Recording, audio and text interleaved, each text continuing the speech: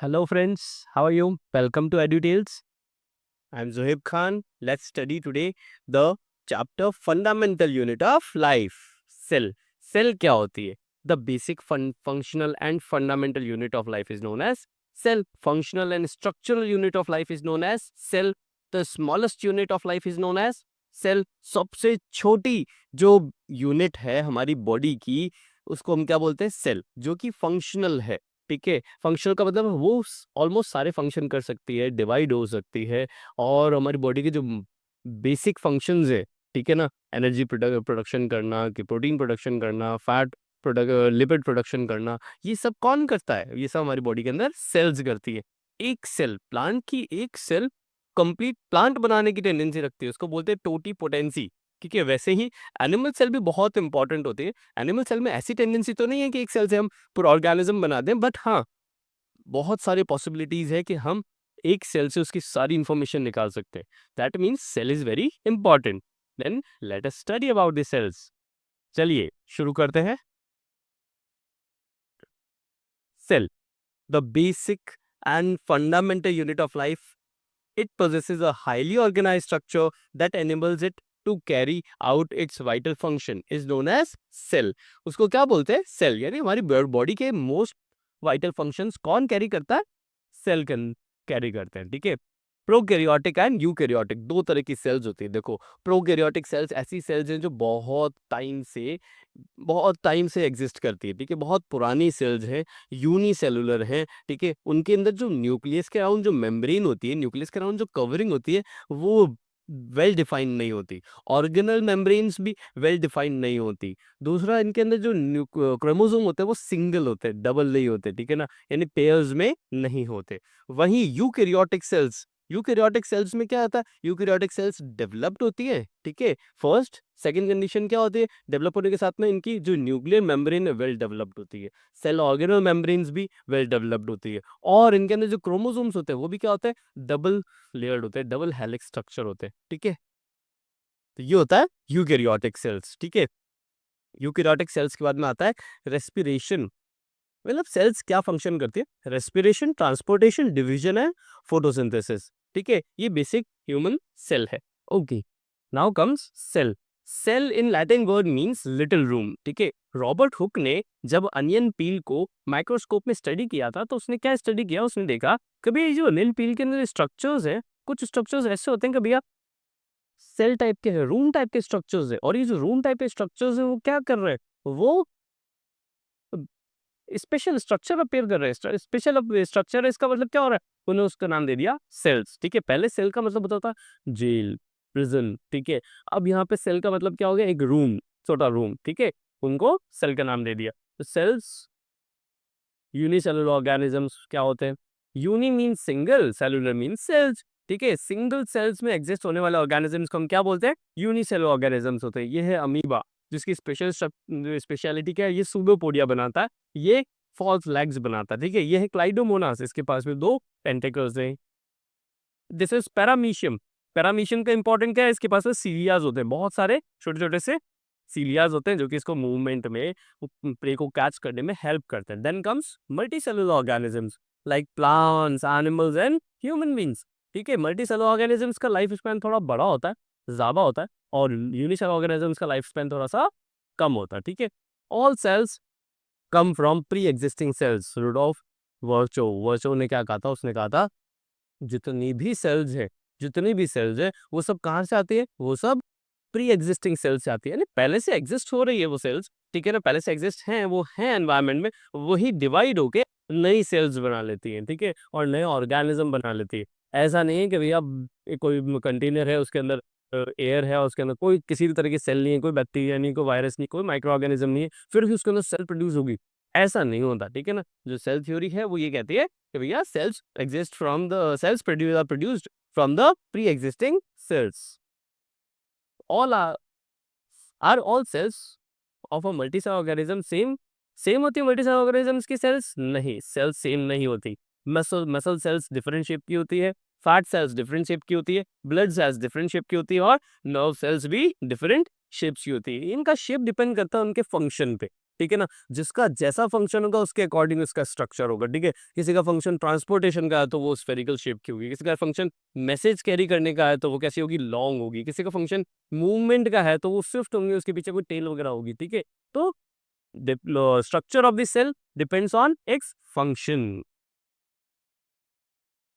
Cells present in these organs perform their function. यानी heart का जो सेल होगी वो डिफरेंट होगी, ब्रेन की जो सेल होगी वो डिफरेंट होगी। हार्ट की सेल्स का काम ब्लड को पंप करना है या फिर रिदमेटिक मूवमेंट करना है या लब एंड डब साउंड करवाना है, ठीक है, लब डब साउंड क्रिएट करना है। ब्रेन के सेल्स का काम मोस्टली मैसेजेस को एक तो स्टोर करके रखते हैं और ट्रांसफर करने का काम करते हैं। तो ब्रेन सेल्स डिफरेंट तरह की सेल्स है, तो सब सेल्स अलग अलग तरह की होती है, सेम सिमिलर सेल्स नहीं होती, ठीक है। Cells present in these organs perform their functions, this is called division of labour. यानी सेल्स हमारी बॉडी के अंदर बहुत सारी तरह की सेल्स है, बहुत सारे तरह के टिश्यूज है और वो अलग अलग फंक्शंस करती है। क्यों करती है अलग अलग फंक्शन? बिकॉज इनको लेबर को डिवाइड करना पड़ता है, काम को डिवाइड करना पड़ता है। जब एक ही सेल सारे काम करेगी तो वो एफिशिएंसी नहीं आएगी। तो हमारी बॉडी तो मल्टी सेलुलर ऑर्गेनिज्म, हम तो मल्टी सेलुलर ऑर्गेनिज्म है और बहुत ही ज्यादा काम करना पड़ता है। हमारी बॉडी के अंदर बहुत ही ज्यादा कॉम्प्लेक्सिटी है, बहुत ही कॉम्प्लेक्स स्ट्रक्चर है। उस कॉम्प्लेक्स स्ट्रक्चर को मेंटेन करने के लिए हर काम के लिए, छोटे छोटे कामों के लिए हमारे पास में अलग तरह का स्ट्रक्चर है, अलग तरह का फंक्शन है, ठीक है। तो to survive all the cells in the organism play their important role. Failure of even one organ can lead to fatal consequences. यानी एक ऑर्गन भी हमारी बॉडी का खराब हो जाए, एक ऑर्गन भी हमारी बॉडी का ढंग से काम नहीं करे, अच्छे से फंक्शन नहीं करेगा, तो क्या होगा, हमारी बॉडी के अंदर बहुत सारे चेंजेस आ जाएगी, बहुत सारी बीमारियां हो जाएगी, हो सकता है बहुत सारी डिजीज है और लास्ट में हो सकता है डेथ भी हो जाए, ठीक है। तो सारी सेल्स का फंक्शन करना बहुत जरूरी है और सारे ऑर्गन्स का वर्क करना भी बहुत जरूरी है, ठीक है। तो हेल्दी लाइफ के लिए हमें क्या करना चाहिए, वर्क करते रहना चाहिए, फिजिकल एक्टिविटीज करते रहना चाहिए, मेंटल एक्टिविटीज करते रहना चाहिए, ठीक है। फिजिकल मेंटल एक्टिविटीज कोऑर्डिनेट होती है तभी हमारी बॉडी अच्छे से वर्क कर पाएगी, ठीक है। फिर ये हो सेल है, सेल के अंदर जो सब्सटेंसेस हैं उन सब्सटेंसेस को हम बोलते हैं ऑर्गेनेलीज, ठीक है, ऑर्गेनेलीज बोलते हैं। They play their role in survival of the cell. यानी सेल को, हमारी बॉडी को चलाता कौन है, ऑर्गन्स। ऑर्गन्स को कौन मेंटेन करता है, टिश्यूज। टिश्यूज के अंदर क्या है, सेल्स। सेल्स को कौन चलाता है, सेल्स को ये ऑर्गेनेलीज चलाते हैं, ठीक है। तो सेल को ऑर्गेनेलीज मेंटेन करते हैं। टाइप्स ऑफ सेल, सबसे पहले कहा गया प्रोकैरियोटिक सेल, देन कौन आता है, eukaryotic. Pro means primitive and karyote means nucleus. Primitive nucleus, पुराने तरह का न्यूक्लियस जिसकी सेल मेम्ब्रेन जिसकी न्यूक्लियर मेम्ब्रेन वेल डिफाइंड नहीं है। जब न्यूक्लियर मेम्ब्रेन वेल डिफाइंड नहीं है, दैट मींस वो बहुत पुराने तरह की सेल्स है और हमेशा यूनिसेलुलर होंगे। कैसे होंगे, यूनिसेलुलर। यूकैरियोटिक का मतलब क्या होता है, इवॉल्व्ड न्यूक्लियस। यूकैरियोटिक का मतलब क्या होता है, इवॉल्व्ड न्यूक्लियस, ठीक है। इसके अंदर अनडिफाइंड सेल ऑर्गेनल्स है, इसके अंदर कुछ ज्यादा सेल ऑर्गेनल्स है नहीं, और हैं तो भी दिख नहीं पा रहे हैं हमको, बिकॉज ये डिफाइन नहीं है। जब हम इसको माइक्रोस्कोप में ऑब्जर्व करते हैं ना और सेपरेट करने की कोशिश करते हैं किसी ऑर्गेनल को, तो वो इजीली सेपरेट नहीं होता। लेकिन इसके अंदर बहुत easily well defined nuclear organelles हैं और उनके अंदर मेम्ब्रेन भी वेल डिफाइंड है, उनको इजीली सेपरेट कर सकते हैं, ठीक है। इनकी साइज कितनी होती है प्रोकैरियोटिक की, 1 to 10 न्यूमीटर्स, ठीक है। माइक्रोमीटर्स, ठीक है। इनकी 5 to 100 माइक्रोमीटर्स होती है। इनके अंदर well defined nuclear membrane, nuclear region नहीं होता, यानी न्यूक्लियोइड्स नहीं होता, इनमें होता है, ठीक है। मेम्ब्रेन, वेल डिफाइंड मेम्ब्रेन होती है। इनके अंदर क्या होता है बच्चा, क्रोमोसोम क्या होता है, 1 होता है, सिंगल होता है। इसके अंदर मेनी क्रोमोसोम्स आर प्रेजेंट और वो भी पेयर में होते हैं, ठीक है। All organelles are not membrane bound, यानी इनमें मेम्ब्रेन, सारे ऑर्गेनेलीज में मेम्ब्रेन नहीं होती, इनमें सारे ऑर्गेनेलीज में मेम्ब्रेन होती है। तो ये डिफरेंस आपको बहुत इंपॉर्टेंट है, आपको याद करना पड़ेगा बेटा। आप स्क्रीनशॉट लेना चाहो तो ले सकते हो, ठीक है। नेक्स्ट है स्ट्रक्चर एंड बेसिक फंक्शंस, ठीक है। स्ट्रक्चर एंड बेसिक फंक्शन में सबसे पहले इसके कंपोनेंट्स आते हैं, सेल ऑर्गेनल्स आते हैं। सेल ऑर्गेनल्स में सबसे पहले पढ़े cell membrane. Cell membrane surrounds the cell and it is selective barriers between the interior and the exterior। ये कह रहा है कि भैया सेल मेम्ब्रेन क्या है, सेल मेम्ब्रेन एक सेलेक्टिव बाउंड्री है। सेलेक्टिव बाउंड्री क्यों बोला, बिकॉज इसके अंदर बहुत सारे पोर्स है। These pores allows the entry और the exit of substances into the cell और आउटसाइड द सेल, ठीक है। सेल के अंदर जाने की भी परमिशन चाहिए, सेल से बाहर जाने की भी परमिशन कौन देगा, सेल मेम्ब्रेन देगा, ठीक है। तो ये जो सेल मेम्ब्रेन है वो सेलेक्टिव परमिएबल भी कहते हैं इसको, इसको सेमी परमिएबल मेम्ब्रेन भी बोलते हैं और इसको सेल मेम्ब्रेन भी बोलते हैं, इसको प्लाज्मा मेम्ब्रेन भी बोलते हैं, बिकॉज ये सेल के अंदर के जो लिक्विड है, सेल के अंदर के जो सब्सटेंसेस है उनको बाउंड करके रखता है, सेल की प्लाज्मा को बाउंड करके रखता है, इसलिए इसको प्लाज्मा मेम्ब्रेन भी बोलते हैं। ठीक है, तो its primary role lies in regulating the passage of substances including nutrients and waste materials, यानी nutrients और waste materials को passage की तरह ये transfer करता है। Within its specialized protein plays crucial role in facilitating molecular transportation and cellular communication। molecular transportation, cell के अंदर का ट्रांसपोर्टेशन, सेल के बाहर का ट्रांसपोर्टेशन कौन करवाता है? सेल मेम्ब्रेन करवाते हैं। सेल मेम्ब्रेन बनती किससे? सेल मेम्ब्रेन बनती है प्रोटीन और लिपिड से। सेल मेम्ब्रेन को बनाता कौन है? सेल मेम्ब्रेन को बनाता है एंडोप्लाज्मिक रेटिकुलम। और इस प्रोसेस को क्या बोलते हैं? इसको बोलते हैं मेम्ब्रेन बायोजेनेसिस। ठीक है, सी ये प्रोटीन है, ये भी प्रोटीन है, ठीक है, ये प्रोटीन और लिपिड की सेल मेम्ब्रेन है, बीच में ये पैसेज है, इस पैसेज में एक सब्सटेंस यहाँ से ट्रांसफर होके कहाँ चला जाएगा? अंदर चला जाएगा। इसका मतलब क्या हो रहा है? इसका मतलब ये हो रहा है कि भैया ट्रांसफर ऑफ सब्सटेंस हो रहा है। और ये जो पैसेज है ये बहुत इंपॉर्टेंट है। ये इस मॉलिक्यूल को, सब्सटेंस को मूवमेंट करने में क्या करता है? हेल्प करता है। ठीक है, इसकी इस पैसेज की ही वजह से ये मूवमेंट हो रहा है। पैसेज मूवमेंट नहीं करना चाहेगा तो ये सब्सटेंस अंदर या बाहर नहीं जा पाएगा। ठीक है, समझ में आ गया? Then comes cell nucleus. Nucleus को बोलते हैं ब्रेन ऑफ द सेल। क्यों बोलते हैं brain of the cell? Because nucleus के पास में बहुत इंपॉर्टेंट सब्सटेंस है, उसको कहते हैं क्रोमोसोम्स। क्रोमोसोम्स के अंदर क्या है? डबल हेलिक्स स्ट्रक्चर, यानी लेडर लाइक स्ट्रक्चर, सीढ़ी नुमा एक स्ट्रक्चर है, उसको बोलते हैं DNA, deoxy ribose nucleic acid. ठीक है, deoxy ribose nucleic acid, DNA. ये जो डीएनए है इसका एक सेगमेंट को हम क्या बोलते हैं? जीन। क्या बोलते हैं इसको? जीन। और ये जो एक जीन है वो हमारा एक कैरेक्टर है। कैरेक्टर कैसे? मेरी आवाज है, मेरा कलर है, मेरे नोज का शेप है, मेरे हेयर्स का पैटर्न है, हेयर कलर है। ठीक है, ये सब किसकी वजह से हो रहा है? ये ईयर लोब्स है, ये सब क्या है? ये सब मेरे कैरेक्टर्स हैं। ऐसे ही आपके भी कैरेक्टर्स होंगे। ठीक है ना, किसी का कलर फेयर होता है, किसी का थोड़ा सा डार्क होता है, किसी का कम फेयर होता है, किसी का कलर गोल्डन कलर का हो जाता है। ठीक है, किसी के हेयर पैटर्न कर्ली है, किसी का स्ट्रेट है, किसी का इंटरमीडिएट है, ना कर्ली है ना स्ट्रेट है। ठीक है, किसी के फेयर्स कम होते हैं, किसी के हेयर्स ज्यादा होते हैं। ये सब उनके पैटर्न्स, कैरेक्टर्स है। वो कैरेक्टर्स कहाँ होते हैं? जीन्स में। कहाँ होते हैं वो? उनके जीन में। जीन कहाँ होता है? जीन डीएनए के एक पार्ट है। डीएनए कहाँ होता है? डीएनए इन क्रोमोसोम में होता है। और क्रोमोसोम कहाँ होते हैं? न्यूक्लियस में। क्रोमोसोम कहाँ होते हैं? सेल न्यूक्लियस में। तो ये हमारे जेनेटिक मटेरियल्स को स्टोर करता है, फर्स्ट फंक्शन। सेकंड, न्यूक्लियस के अंदर और क्या होता है? न्यूक्लियस के अंदर उसको ब्रेन ऑफ द सेल क्यों बोलते हैं? बिकॉज वो सेल डिवीजन में हेल्प करता है, सेल डिवीजन इनिशिएट करता है। तो सबसे पहले सेल डिवीजन होगा तो सबसे पहले कौन डिवाइड होगा? क्रोमोसोम्स और न्यूक्लियस डिवाइड होगा, देन सेल डिवाइड होगी। ठीक है, थर्ड फंक्शन न्यूक्लियस का जो बहुत इंपॉर्टेंट है, nucleus helps in the production of ribosomes and protein. Nucleus ribosomes भी बनाता है, प्रोटीन भी बनाता है। ठीक है, स्पेशल टाइप ऑफ प्रोटीन बनाने का काम किसका है? न्यूक्लियस का। वो कोड कौन देगा?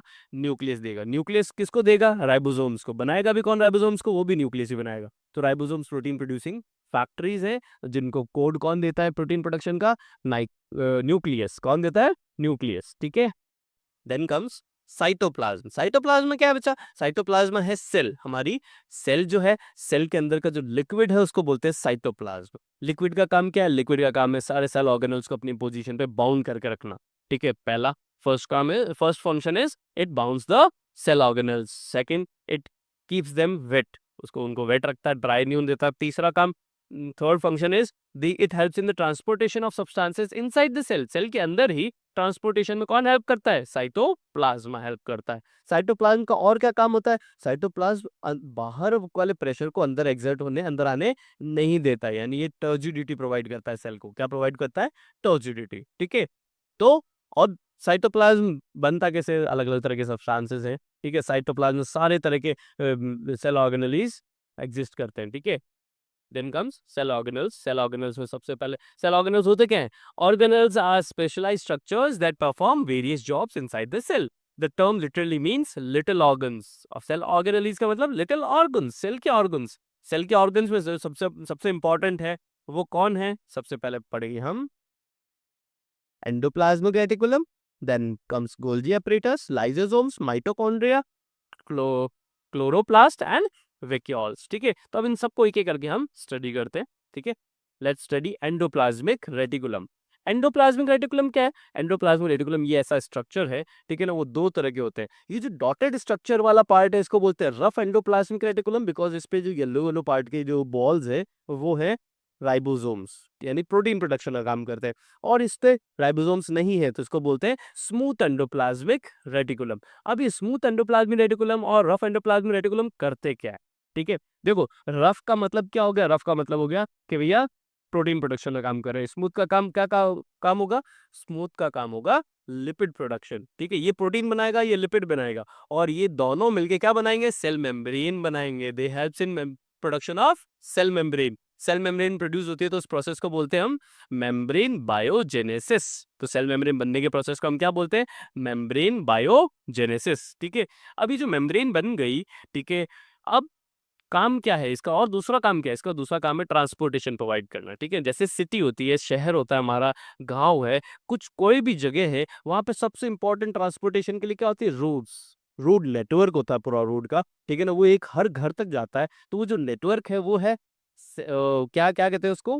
ट्रांसपोर्टेशन का नेटवर्क है। ठीक है, वैसे ही सेल के अंदर नेटवर्क कौन प्रोवाइड करता है? Endoplasmic reticulum. Understood? Endoplasmic reticulum में रफ के बारे में तो पढ़ लिया, प्रोटीन सिंथेसिस करता है। स्मूथ का एक स्पेशल काम है बेटा। स्मूथ एंडोप्लाज्मिक रेटिकुलम, वो भी किसके? लिवर सेल्स के। वो क्या करते हैं? वो डिटॉक्सिफाई करते हैं। क्या करते हैं वो? डिटॉक्सिफाई। किसको डिटॉक्सिफाई कर रहे हैं?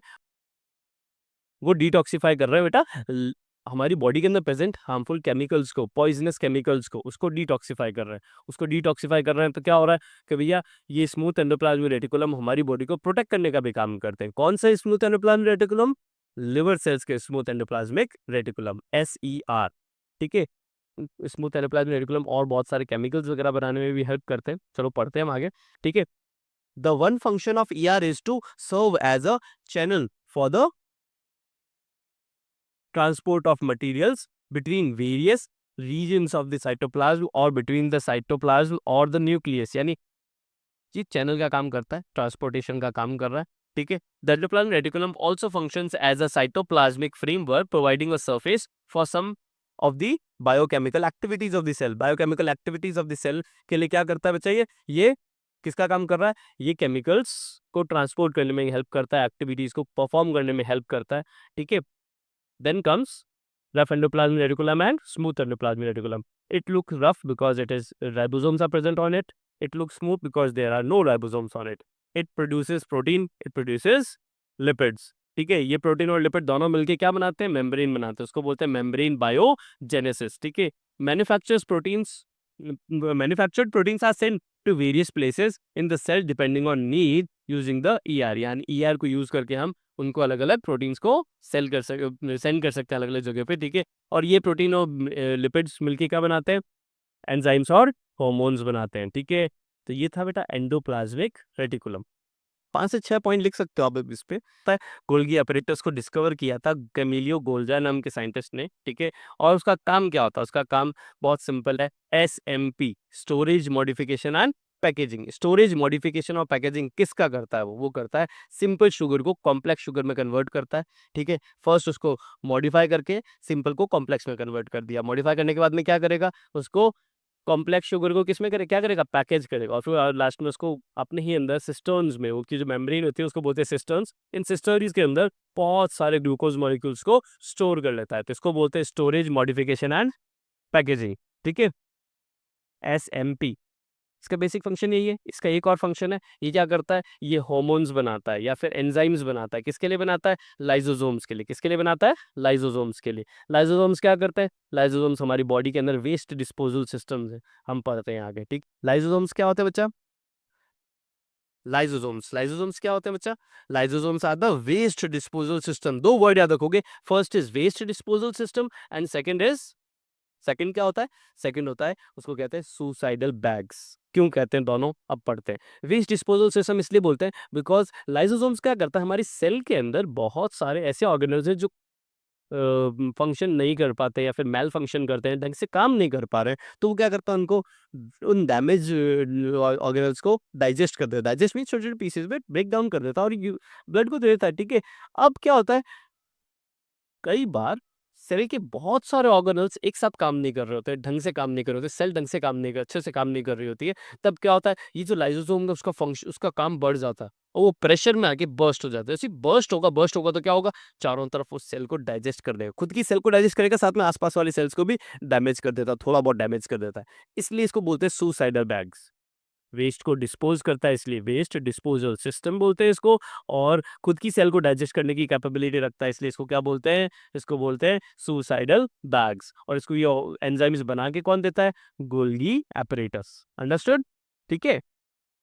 सी, ये ऐसे होते हैं, ठीक है, इनको सुसाइडल बैग्स बोलते हैं। और ये खुद की सेल को ही डाइजेस्ट करने में हेल्प करते हैं। ये बैक्टीरियाज को, माइक्रो ऑर्गेनिजम्स को, ये डेड सेल्स को, या ये फिर मेल फंक्शनिंग सेल्स को, इन सबको डाइजेस्ट कर देते हैं, मेल फंक्शनिंग ऑर्गेनल्स को डाइजेस्ट कर देते हैं।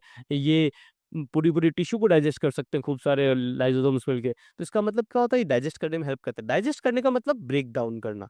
ब्रेक डाउन क्यों करते हैं, जो काम नहीं कर रहा अच्छे से उसको ब्रेक डाउन करो, ब्लड को दो, ब्लड को पूरी बॉडी में घुमाता घुमाता कहाँ ले जाएगा, किडनी के पास, किडनी को देगा ब्लड, क्या देगा, वेस्ट देगा, ये वेस्ट है, किडनी को देगा, किडनी इसको यूरिन को थ्रू बॉडी से बाहर निकाल देगी। तो जितने भी सब्सटेंसेस हैं जो डेड हो गए हैं, जो किसी भी तरह के कोई काम नहीं कर रहा है, तो उनको क्या कर देगा, ये डिस्पोज कर देगा। आई बात समझ में?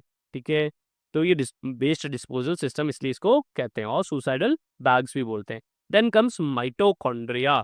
सबने सुना होगा, आप सबने 5th क्लास से 6th क्लास से पढ़ते जा रहे हो। The energy, the powerhouse of the cell is known as mitochondria. The energy currency of the cell is ATP. तो माइटोकॉन्ड्रिया क्या करता है बेटा, माइटोकॉन्ड्रिया बहुत सिंपल सा फंक्शन करता है। माइटोकॉन्ड्रिया क्या करता है, माइटोकॉन्ड्रिया एनर्जी बनाता है। किससे बनाता है, ग्लूकोज से। किसकी हेल्प से, ऑक्सीजन की हेल्प से। दैट मीन्स वो ग्लूकोज से ऑक्सीजन की हेल्प से यूज करके क्या बना रहा है, एनर्जी बना रहा है। एनर्जी किस फॉर्म में बना रहा है, एटीपी, एडिनोसिन ट्राइफॉस्फेट के फॉर्म में बना रहा है। ठीक है।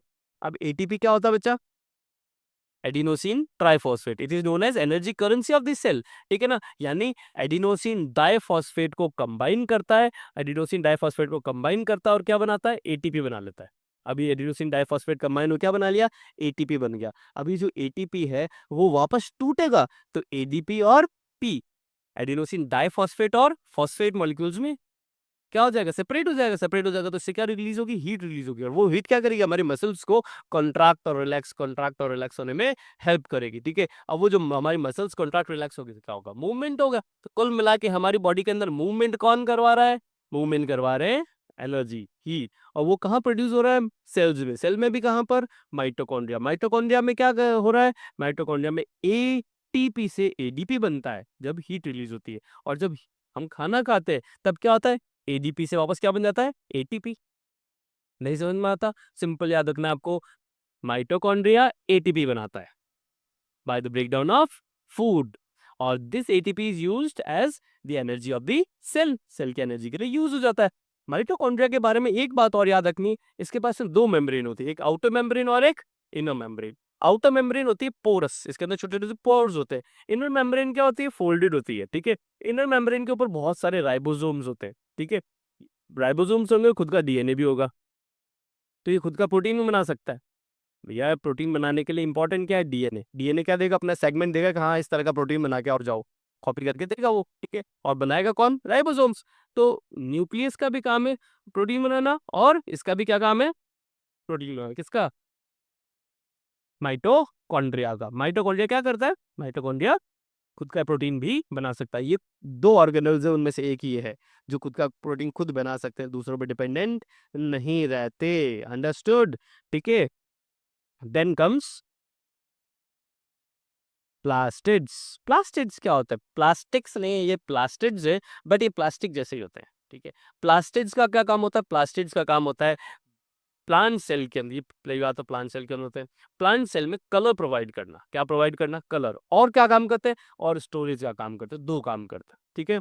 कलर में भी कितने तरह के होते हैं, दो तरह के। एक होता है जो कलरफुल हो, और एक होता है जो कलरलेस हो। कलरफुल होगा तो उसको बोलेंगे क्रोमोप्लास्ट। क्या बोलेंगे, क्रोमोप्लास्ट, CHROMO, क्रोमोप्लास्ट। कलरलेस होगा उसको बोलेंगे ल्यूकोप्लास्ट। क्या बोलेंगे उसको, ल्यूकोप्लास्ट, प्लास्ट। अंडरस्टूड? क्रोमोप्लास्ट में भी बहुत सारे अलग अलग तरह के कलर्स होते हैं, हमको सिर्फ एक कलर याद रखना है, green colour. Green colour, which pigment is responsible for the green colour in the plants, chloroplast. कौन सा पिगमेंट है? क्लोरोप्लास्ट। और क्लोरोप्लास्ट में भी पिगमेंट का नाम क्या है? ये तो क्लोरोप्लास्ट तो प्लास्टिड है, उसके अंदर पिगमेंट का नाम हो जाएगा क्लोरोफिल।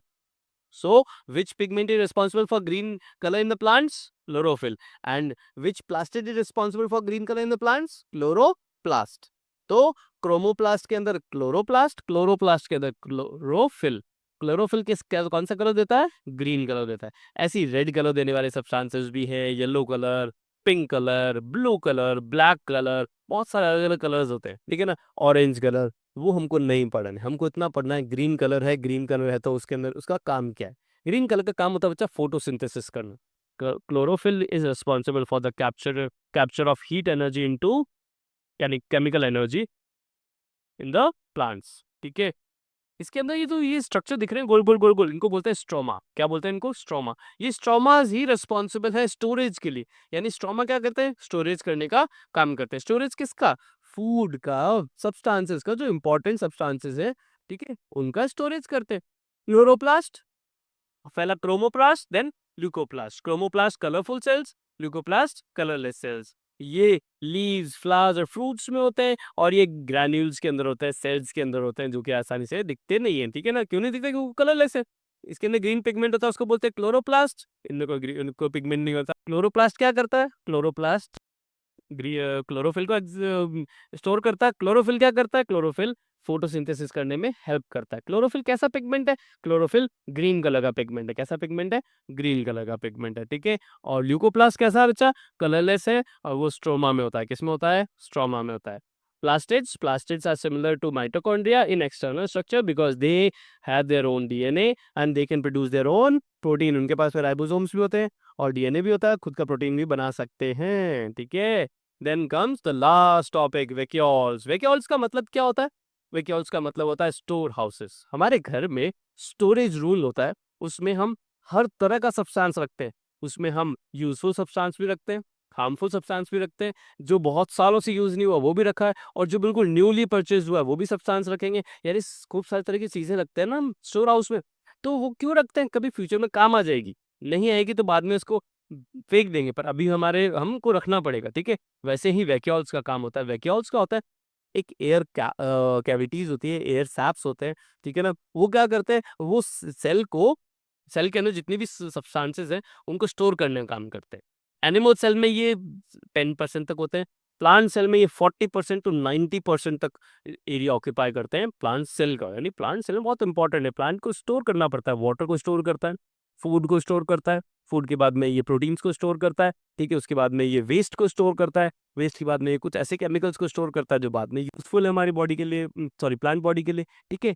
तो वैक्यूल्स का काम सिंपल है। Vacuoles are membrane bound organelles found in plant cells, some in animal cells में भी होते हैं, ठीक है। They store nutrients, water, ions and waste materials, regulating turgor pressure. Turgor pressure means अंदर वाले प्रेशर को, बाहर वाले प्रेशर को अंदर एक्सर्ट करने देते हैं, अंदर वाले प्रेशर को बाहर एक्सर्ट होने देते हैं, ठीक है। तो टर्गर प्रेशर को एक्सर्ट करने में हेल्प करता है। Vacuoles are storage sacs for solids और सॉलिड्स एंड लिक्विड कंटेंट, ठीक है। एनिमल में वैक्यूल्स कम साइज के, स्मॉल साइज के होते हैं, इसमें बड़ी साइज के होते हैं। इनमें फूड वैक्यूल अमीबा जैसा है, वो क्या करते हैं? वैक्यूल को यूज करके उसको फूड को डाइजेस्ट करने में हेल्प कर लेते हैं, डाइजेस्ट करने में यूज कर लेते हैं। प्लांट में वो vacuole as a storage house है, और टर्गर प्रेशर है, बाहर से आने वाले प्रेशर को अंदर की तरफ एक्सर्ट होने नहीं देते, यानी अंदर ऑर्गेनल्स को सेफ रखते हैं, उनकी साइज एंड शेप को मेंटेन करने में हेल्प करते हैं। एक बार वापस देख लेते हैं एनिमल सेल। पहले बाहर होगी सेल मेम्ब्रेन, ये रेड वाले पार्ट होंगे माइटोकॉन्ड्रिया, ये होगा न्यूक्लियस, न्यूक्लियस के बाद में ये वाला पार्ट होगा गोल्गी अपरेटस, गोल्गी अपरेटस के बाद में ये वाला येलो वाला पार्ट होगा स्मूथ एंडोप्लाज्मिक रेटिकुलम, ये होगा रफ एंडोप्लाज्मिक रेटिकुलम। यहाँ पे जो रेड ब्लैक कलर के डॉट्स है वो है राइबोसोम्स। आई बात समझ में नहीं आई, ठीक है। ये पर्पल कलर के पार्ट क्या है? लाइसोसोम्स हैं, ठीक है। ये ब्लू कलर का पार्ट है वो है साइटोप्लाज्म। प्लांट सेल और एनिमल सेल में क्या डिफरेंस है? सबसे पहले प्लांट सेल के अंदर क्या होती है? एक सेल वॉल होती है बाहर, ठीक है। सेल वॉल किसकी बनती है? सेल्यूलोज की। सेल वॉल क्या करती है? प्रोटेक्ट करती है, रिजिडिटी प्रोवाइड करती है, ठीक है। बाहर से आने वाले प्रेशर को वहीं रोक लेती है, ठीक है। तो आसानी से सेल पे प्रेशर एक्सर्ट नहीं होता। बनते किससे? सेल्यूलोज। हमेशा याद रखना, सेल्यूलोज होता है, फाइब्रस सब्सटेंस होता है, इस वजह से सेल्स इतनी हार्ड होती है, ठीक है। और उसके अंदर क्या होता है, सेल मेम्ब्रेन होगी, मेम्ब्रेन के अंदर वैक्यूल्स होंगे, वैक्यूल्स के अंदर प्लास्टिड्स होंगे, ठीक है। इसको बोले क्लोरोप्लास्ट, ठीक है, प्लास्टिड्स है। ये गोल्गी अपरेटस है, गोल्गी अपरेटस के बाद में माइटोकॉन्ड्रिया है, न्यूक्लियस है, endoplasmic reticulum, smooth and rough endoplasmic reticulum होंगे, ठीक है। ये लाइसोसोम्स है, ठीक है। और बस यही स्ट्रक्चर है प्लांट सेल का। तो प्लांट सेल एनिमल सेल याद रहेगी कि नहीं रहेगी बेटा, रखनी पड़ेगी, ठीक है। तो ये न्यूक्लियस है, न्यूक्लियस ये वेस्ट, देखो इसमें वेस्ट, सब कुछ वेस्ट वगैरह पड़ा है। न्यूक्लियस कंट्रोल करता है, गोल्गी अपरेटस स्टोर करने का काम करता है, साइटोप्लाज्म ट्रांसपोर्टेशन का काम करता है, राइबोसोम्स प्रोटीन सिंथेसिस का काम करता है, एंडोप्लाज्मिक रेटिकुलम प्रोटीन बनाता है, लिपिड बनाता है, जिससे ये सेल मेम्ब्रेन बनती है, ठीक है। ये energy currency of the cell है, ये देखो ब्रेक डाउन कर रहा है जो खराब चीजें उनको, यानी वेस्ट डिस्पोजल सिस्टम का काम करता है। तो that's all for the day. Thank you guys. Please like, share and subscribe my channel. EduTales by Zohaib sir. Thank you.